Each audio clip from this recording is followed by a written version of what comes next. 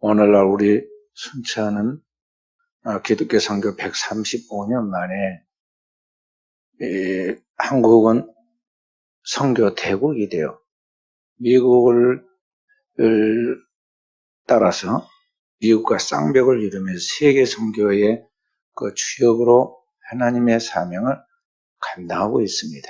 그래서 세계 선교에서 이제 한국 교회의 위치는 그 영향력을 이루 말할 수 없는 큰 역할을 감당해 가고 있는데, 그 한국 교회의 이와 같은 성장과 부흥과 저력을 이뤄가는 가장 큰 선교적인 뒷받침이 되는 곳이 어디냐면 여기 순천입니다. 순천은 전국적으로 비교해 볼 때 비례적으로 인구 숫자에 비해 기독교 신자가 가장 높은 도시입니다. 그래서 숫자적으로는 수도권의 교인이 많고 다른 도시에도 그럴 수가 있지만 비례적으로 보면은 우리 순천에는 전체 인구에 비해서 기독교인이 가장 많이 있는 그러한 곳인데, 이 순천의 복음을 통해서 이와 같은 영향력을 발휘하게 되고 좋은 결과와 결실을 맺게 된 것의 시초는 저기 이제 미국 땅에서 청교도들 중에 대각성 운동을 통해서 깨어난 이 소수의 대학생들, 청년들이 하나님의 은혜를 받고 순결하고 순수한 마음으로 그 은혜를 어떻게 보답할까 하고 기도하는 가운데 복음의 빚진 자로서 이제는 우리가 나아가서 그 복음을 전해야겠다는 감동을 받게 됩니다. 주님의 지상 명령을 따라 땅 끝까지 복음을 전하라는 주님의 그 사명을 가지고 이제 어디로 갈까 또 기도하는 가운데 그들이 선택한 것이 바로 이 동양에서 가장 이제 작고 이름이 없는 나라인 이 무명의 조선, 그리고 일본에 의해서 나라가 이제 쇠약해지다 못해서 망해버린 그런 나라인 조선을 선택하게 되었고, 조선을 선교지로 정하고 이 땅에 와서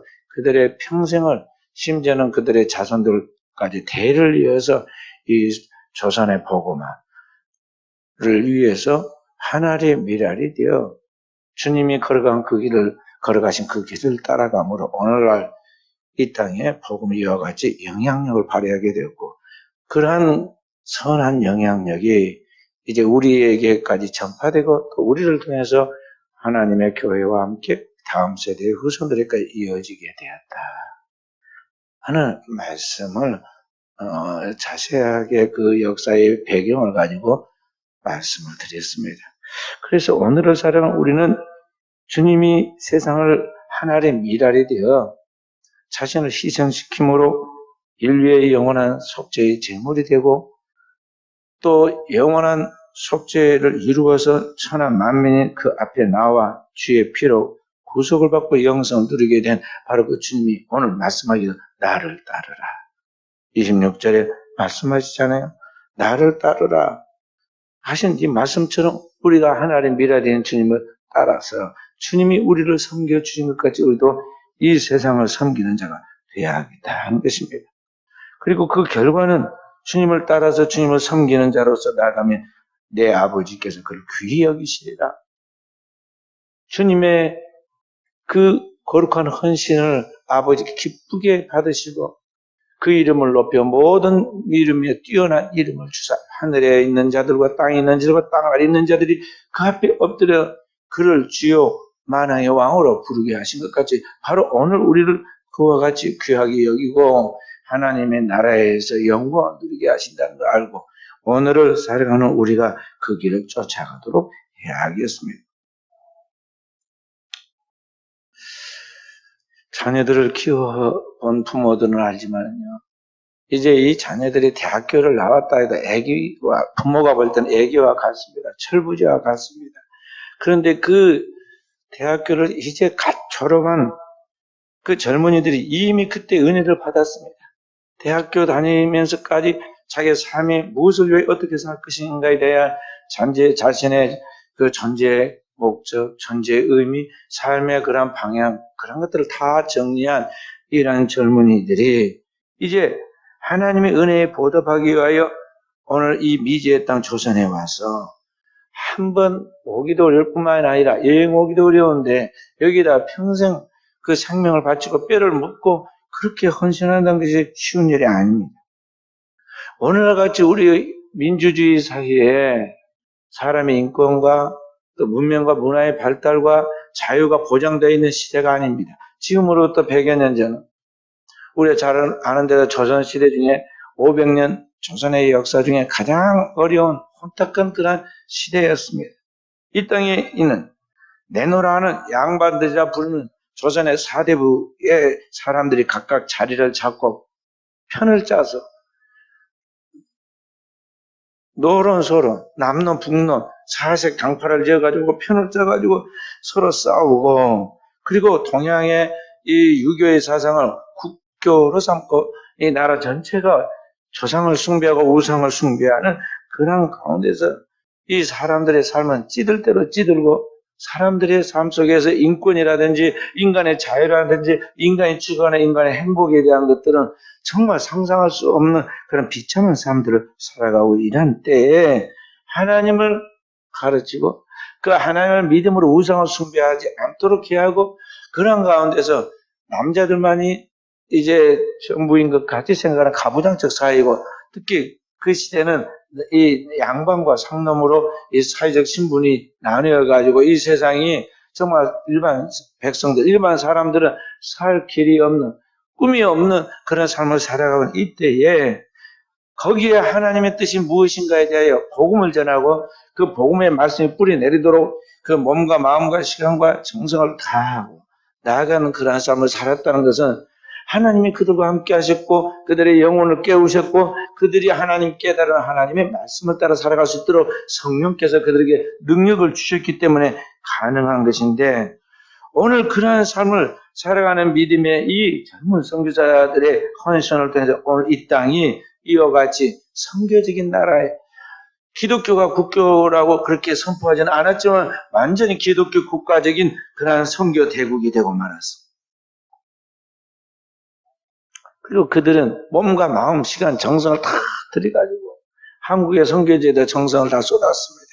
그래서 이 선교지에 온 이들이 돈을 다 미국에서 무조건 보내준 것이 아닙니다. 여기에 와가지고 자기 스스로 자립하도록 우리 성도들을 전도해서 깨웁니다. 그래서 교회도 스스로의 힘으로 짓고 전도도 스스로의 힘으로 하고 다 자립해서 나가도 스스로의 힘으로 하게 하지만은 그래도 우리 이 조선에 있는 가난한 이 교우들이 다 감당할 수 없는 큰 것들 그러니까 트라이앵글 선교 방책을 따라서 그들이 교회와 함께 다음 세대를 위한 학교 그리고 아픈 자들을 치유하는 이 병원을 세워가는 이러한 것들은 일반 이렇게 이제 작은 교회들이 할 수 있는 것이 못되기 때문에 이러한 것들은 이제 선교본부가 주축이 돼가지고 이러한 선교 부지를 사고 그리고 이러한 교회를 중심이 되는 교회를 짓고 그리고 거기가 중심이 되어서 이제 모든 교회들의 영향을 받게 하면서 학교와 병원을 세워서 이 사명을 감당하게 한 것입니다. 근데 그때 당시에 시작한 것이 지금 역사의 기록을 가지고 제가 말씀을 드리니까 대단한 것 같이 보이지만 처음에 시작은 얼마나 초라하고 빈약했겠어요. 그래서 그 기록들의 사진들을 보면은요, 전부 다 이 시골 초가집에서부터 그렇게 시작을 했어요. 시골 초가집을 하나 사가지고 그걸 병원이라고 시작을 하고 그 시골 초가집을 사가지고 그걸 이렇게 안에를 조금 이렇게 저렇게 조금 조정을 해가지고 교회라고 하고 큰 기와집을 샀다고 사가지고 그걸 갖다가 칸을 막거나 아니면 이게 옆으로 된 기역자로 된 그런 것을 남자와 여자로 구분해가지고 거기서 예배를 드리고 다양한 형태로 교회를 그렇게 시작을 했는데 저게 될까? 저게 교회의 구실을 할 수 있을까? 저게 장차 이 나라의 민족을 책임질 수 있는 일꾼으로 배출할 수 있는 그런 것이 될 수 있을까?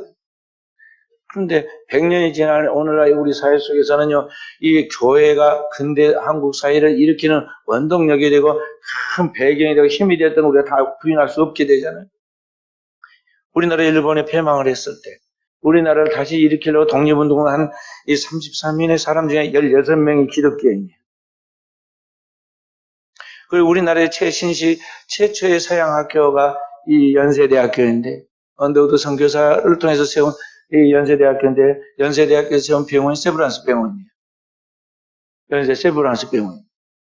그리고 이런 기독교 계통의 학교, 기독교 계통의 병원들이 지금 우리나라에 들어와서 이제 그동안에 그냥 막 침이나 놓고 한방 이렇게 치료만 하고 그게 전부인 줄 알고 살았던 이런 사람들이 오늘 이제 새로운 세계에 눈을 뜨게 되고 하나님을 믿는 믿음 안에서 꿈을 갖게 된 것이죠. 그러니까 한 사람이 작은 하나님의 말씀에 순종하는 헌신을 했을 때 그 작은 것이 큰 열매를 맺고 큰 역사를 이루었다는 것이죠. 이것을 뭐라고 하냐면 나비 효과라고 그럽니다. 버틀러 에펙트라고 하는데 나비 효과라고. 그러니까 여기 베이징에서 나비 한 마리가 막 펄럭이는데 그 효력이 태평양을 넘어서 저 미국 서부까지 그 파장이 이어져 지듯이 오늘날 이 작은 것이 큰 결과를 가져온다는 것이죠. 우리나라가 5,000년의 역사를 가지고 있고 조선시대가 500년의 역사를 가지고 있는 그런 나라이고 선진 나라였어요. 그럼에도 불구하고 저 미개한 일본의 침략을 받아서 나라가 망했습니다. 이제는 희망이 없는 그런 시대에 바로 그런 가운데 이 조선을 다시 일으키고 오늘날의 한국을 만들어갈 수 있도록 최신식의 그러한 선진국으로서 교육과 문명과 경제적 번영을 가지고 만드는데 오늘 기독교가 그 큰 역사를 일으키는 원동력이 되고 지초가 되었다는 것이죠. 그래서 오늘날은 세계 선진국이라고 하면 G7의 국가들이 우리나라를 초청을 하잖아요. 참여시켜가지고 같이 함께 세계의 일을 할 수 있도록 하기 위해서 초청해서 우리나라 대통령이 거기 갔잖아요. 그리고 우리나라가 제가 어렸을 때는 너무너무 못 살아가지고 세계에서 가장 가난한 빈국 중에 꼴찌에서 두 번째 가는 나라였어요. 그런데 지금 우리나라는 세계에서 열 손가락에 드는 그런 나라가 되었고 최근에 우리 선진국으로 구분해 나는 그런 경제 지표를 따라서 선진국 경제 지표와 여러 가지 그 측량하는 도표를 활용해 가지고 세계에서 평가하는 선진국 대열에 우리나라가 들어갔어요. 이게 다 뭐냐? 이 하나의 미랄처럼 주님의 뒤를 따른 이 푸른 눈을 가진 청년 선교사들이 하나님의 은혜를 받아 그 복음을 가지고 이 땅에 와서 꿈을 가지고 복음을 선포해 나갔을 때 이루어진 하나님의 역사이고 그 뒤를 따라 그들과 협력해 나가던 동역자가 된 우리의 믿음의 선지인들이 우리의 조상들이 거기에 함께 하나님의 꿈을 가지고 나간 결과였다는 것이죠. 조선 땅에 최초로 와서 1885년에 4월 5일 부활절 아침에 인천 제물포에 와서 이제 그 땅에 발을 딛고 땅에 입을 맞추면서 하나님 앞에 기도를 했던 언더우드 선교사의 기도의 전문을 보면 그렇게 이야기합니다. 이 캄캄한 어두운 땅에 주님께서 이 땅에 빛을 비춰주시고 하나님을 알지 못하고 저 귀신을 숭배하면서 하나님을 양귀신이나 부르고 있는 저들에게 복음을 전한다는 것이 너무나 막막하고 두렵습니다. 그러나 주님께서 우리와 함께 하시면 이 땅이 하나님의 복음으로 환하게 빛나는 그런 날이 올 것을 믿습니다. 그런 날을 주님께서 줄 줄 믿습니다. 그렇게 기도하면서 그 선교를 시작했는데 그러한 선교가 이 135년을 지나면서 이 땅에서부터 이제 온 전국으로 그리고 이제 북한이 복음으로 통일되면은 이 북한 선교와 함께 이 민족을 통해서 아시아와 세계 선교를 이루어갈 것인데 이미 그러기 전에 이 세계를 선교해 나가는 지역으로서 미국과 쌍벽을 이뤄서 지금 세계 속에서 일하고 있는 나라가 이 조그만 나라인 우리 대한민국이라는 것이죠. 그래서 오늘 우리는 내 한 사람 아무것도 아니라고 생각해서는 안 됩니다. 내 한 사람이 하나님 앞에서 하나를 믿어야 돼요. 어떻게 믿느냐, 어떻게 생각하고 어떻게 말하고 행동하느냐 이게 엄청난 파장을 가져오고 결과를 가져오는 알고 하나님 앞에 선한 도구로 하나님 앞에 선한 그 종자, 선한 씨앗이 되어서 이 땅에 하나님의 그 영향, 선한 영향을 나타내도록 우리가 하나님의 꿈을 가지고 성령의 순종에서 나아가는 깨어있는 종들이 되어야겠습니다. 우리 한국의 이제 모든 것들이 세계가 다 따라하고 부러워하는 그런 것을 이루게 되는데 이걸 보고 한류 문화라고 지금 부르잖아요. 우리나라의 경제, 정치, 종교, 문화, 교육 모든 분야에 있어서 오늘 이 땅에 있는 것들에 대해서 세상 사람들이 다 따라하기를 지금 합니다. 저희가 이제 우리 한국교회가 한창 부흥하던 때, 제가 중고등학교 다녔던 그 시대는요, 코리안 드림이란 말은 상상도 할 수 없는 이야기고, 그 당시에는 무슨 드림이 있었냐면 아메리칸 드림이란 말이 있었어요. 그래서 우리나라 사람들 중에 아주 좀 난다 긴다는 사람, 똑똑한 사람들은 다 미국으로 가고 미국에 아주 이민 가는 것이 그게 하나의 큰 꿈이었어요. 아메리칸 드림을 꿈꾸고 갔습니다. 그런데 아메리칸 드림이란 말은 이제 없어졌습니다. 그리고 우리 세계 속에 새로운 하나의 용어가 생겨났는데 뭐냐면 코리안 드림이란 말이 이제 생겨났습니다. 아시아에 있는 모든 나라들, 아프리카에 있는 나라들이 이 한국, 이 조그만 나라에 오고 싶어 하고 한국에 어떤 방식으로든 노동자가 됐든 아니면 뭐가 됐든 이 한국을 올려고 코리안 드림 꿈꾸고 입국하기도 하고 밀양하기도 하고 또 이 지금 같은 아프간 사태 같은 경우는 이 난민으로 취급받아서라도 한국에 들어오고 싶어 합니다.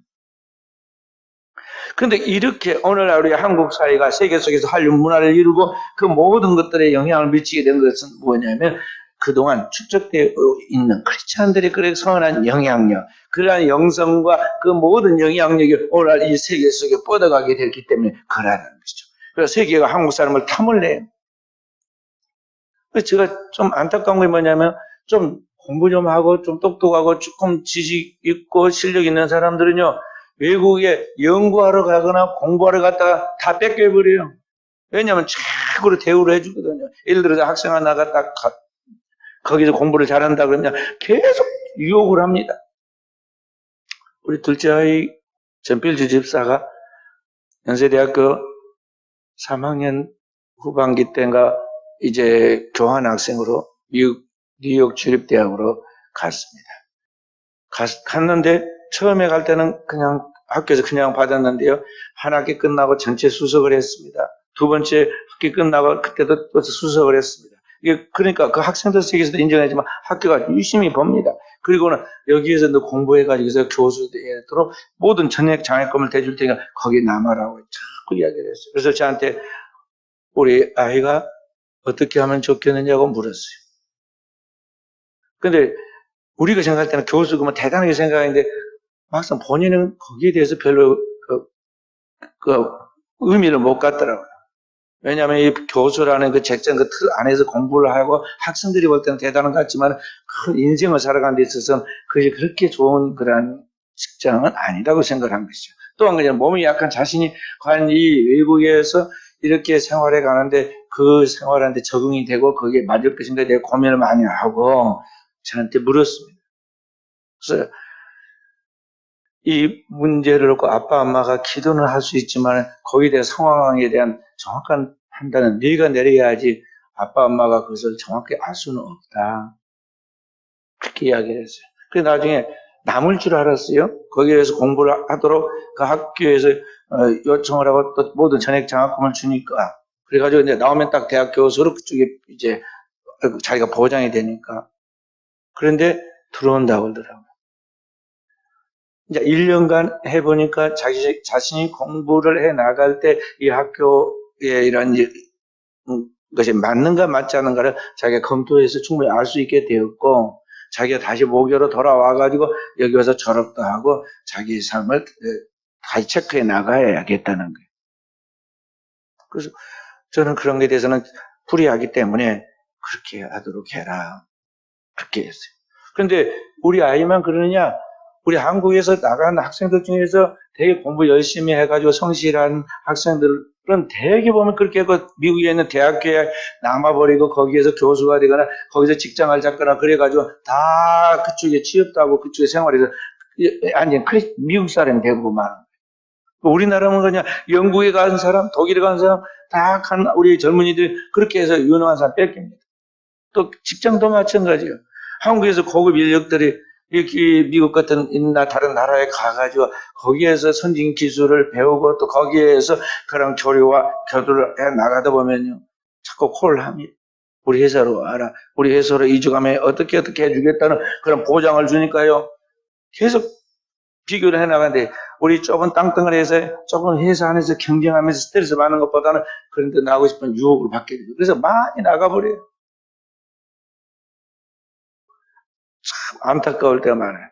그럼에도 불구하고 남아있는 우리 한국에 있는 사람들이 그래도 세계 속에서 선한 영향을 미친 걸 보면은 그렇게 많지도 않은 5천만 밖에 안 되는 인구인데도 남아있는 우리 크리스찬 일꾼들이 이 세계에 영향을 미치고 보면 우리 하나님께서 우리나라를 얼마나 축복하시고 또 우리나라가 얼마나 그동안에 축적되어 있는 그런 내공이 있는가를 볼 수가 있는 거죠.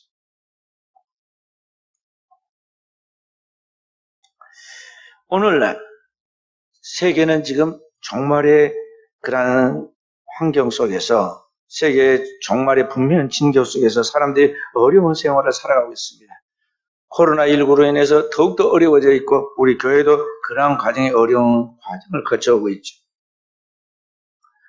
그러나 이러한 가운데서 우리가 포기하거나 좌절하지 아니하고 앞으로 나아갈 수 있게 되는 것은 뭐냐면 바로 믿음의 선진들이 이미 이런 그보다 훨씬 어려운 역경과 환경 속에서도 하나님을 믿고 그 믿음을 가지고 나아감으로 세계 속에 우리 한국을 만들어내는 그러한 신앙의 버팀목이 되었고 우리의 신앙의 그러한 저력을 축적해 놓았기 때문에 오늘 우리는 우리에게 주어진 사명을 감당할 수 있게 된다는 것입니다.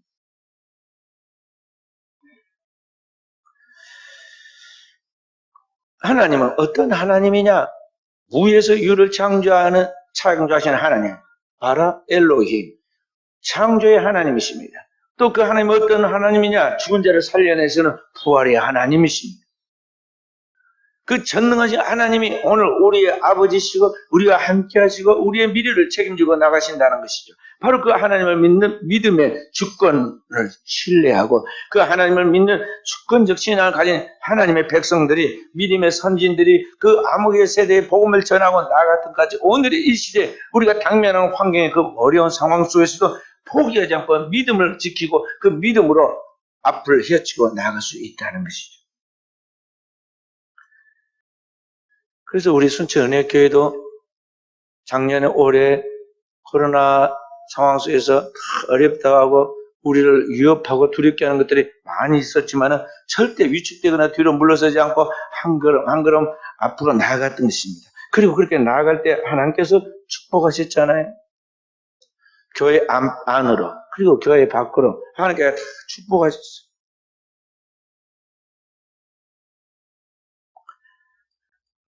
지금 우리 교단 지난주에 교단 공보진 기독 공부에 나온 보고에 의하면 작년 한 해 동안만 기독교인이 몇이 줄었느냐면 통계적으로 숫자에 저게 나와 있는 보니까 26%가 줄었어요. 그러니까 4분의 1이 확실하게 이제 빠져나가 버렸다는 거죠. 교회 안 다니. 그리고 앞으로의 상황은 어떻게 될 것이냐? 지금보다 훨씬 더 나빠질 것이다. 비관적으로 지금 내놨습니다.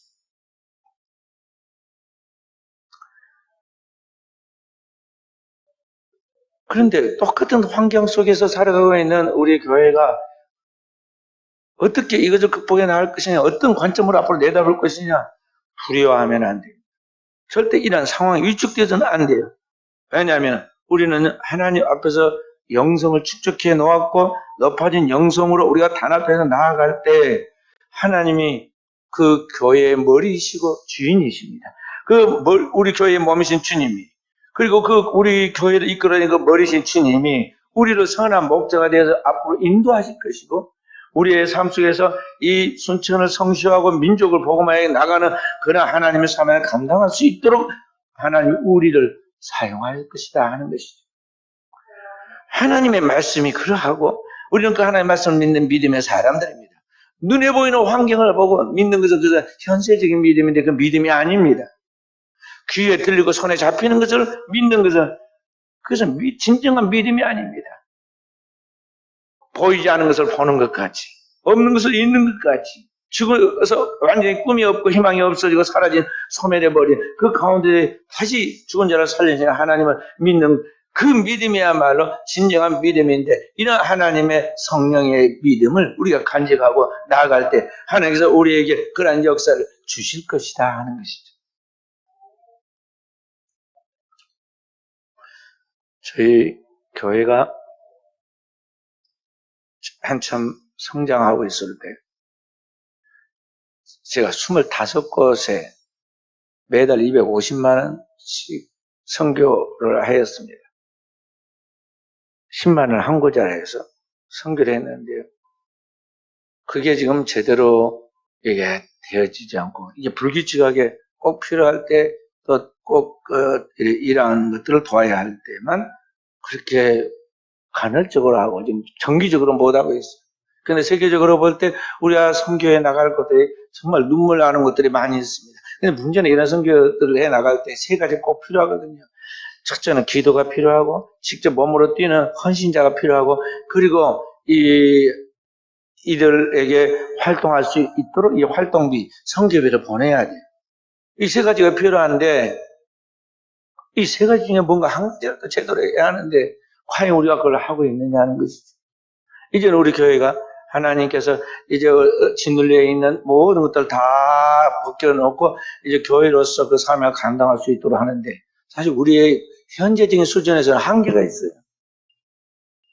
자립하는 정도의 겨우 수준이라면 이제 이런 것들을 가지고 이제 땅끝까지 복음을 전해가는 이 우리 한국의 선교적인 그러한 걸음에 맞춰서, 또 하나님께 부름과 남과 북을 통일시켜서 나가게 되면 북한에 많은 교회를 세우고 그곳에 일꾼들을 키워야 하고, 또 아시아의 수많은 인구들, 이 76억 중에서 3분의 1가 아시아에 있는데 이 아시아의 미개하고 우상 단지로 되어 있는 이런 곳에 복음을 전하기 위해서는요, 많은 주의 종들과 일꾼들, 또 그리고 거기에 대한 선교비가 필요하단 말이죠.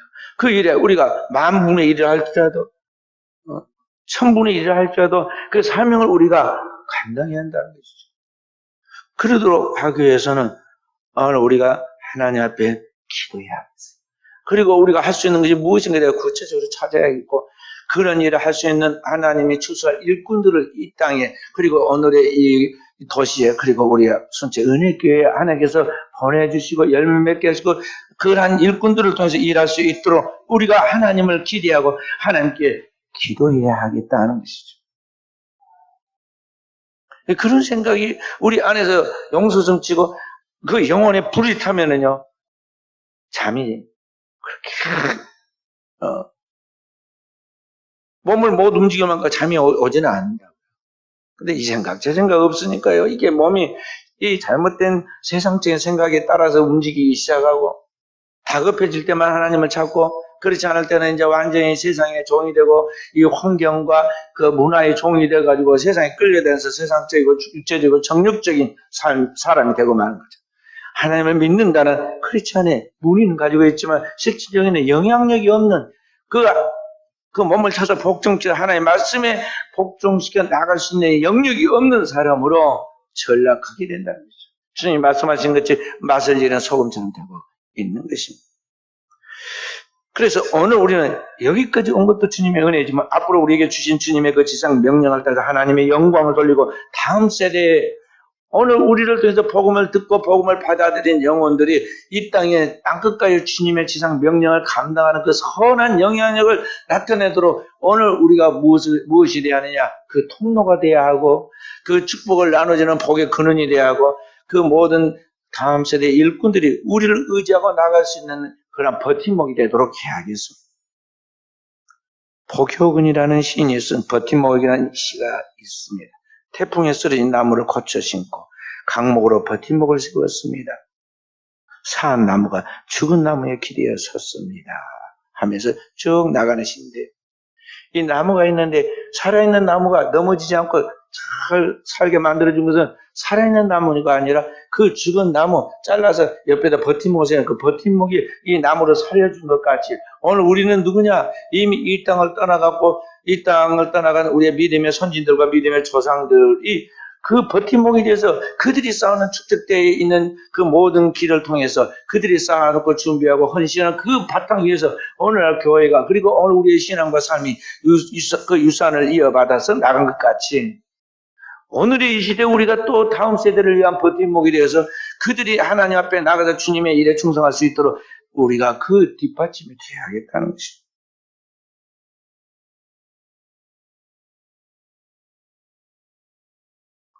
그래서 우리는 하나님께서 찾으시는 열매.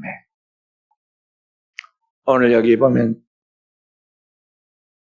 주님과 함께 죽으면 많은 열매를 맺으리라 그랬잖아요. 그러니까 주님과 함께 죽고 주님과 함께 사는 것이죠. 우리는 주님의 지체입니다. 주님과 함께 시공간을 초월해서 주님의 몸을 이루는 지체들인데 우리가 주님이 십자가에서 희생하신까지 우리가 하나의 미래에 오늘의 이 시대 우리의 삶의 현재 자리에서 희생하는 것이죠. 그러면은 주님이 부활하신까지 오늘 우리도 하나님의 부활의 생명을 체험하게 될 것인데 그 결과는 엄청난 결과를 이어지게 된다는 것이죠. 역사에 우리가 어떤 이름을 남기를 원합니까? 사람들은 옛날에 호랑이는 죽어서 가죽을 남기고 사람은 이름을 남긴다 그러는데 오늘 우리가 어떤 이름을 남기길 원하느냐는 것이죠. 우리 부모, 형제 중에 뭐 어디에 뭐한 사람이 있었다, 힘 있는 누가 있었다, 뭐 그런 거 남기길 원하십니까? 후세는 그 기억도 하지 않을 것입니다. 오늘 우리의 이름이 그 나라에 생명책에 기록되어야 하고 오늘 역사 가운데 주님의 복음의 하나의 미랄의 씨앗이 되어서 다음 세대의 생명을 유산으로 남기는 그런 일꾼들로 그 이름이 남도록 해야 한다는 것을 믿음의 선지들 우리에게 지금 가르쳐주고 있어요. 오늘 순천 은혜교회에서 신앙으로 하나님 앞에서 틀을 닦고 신앙을 축적시킨 우리 사는 성도들이 바로 그러한 주님 앞에서 영원한 생명의 이름을 남기고 이 땅에 하나님의 영광을 드러내고 그렇게 해서 다음 세대에 축복의 기둥이 되고 버팀목이 되고 그리고 복의 근원이 되는 하나님의 종들이 되어지기를 주의 이름으로 축원드립니다.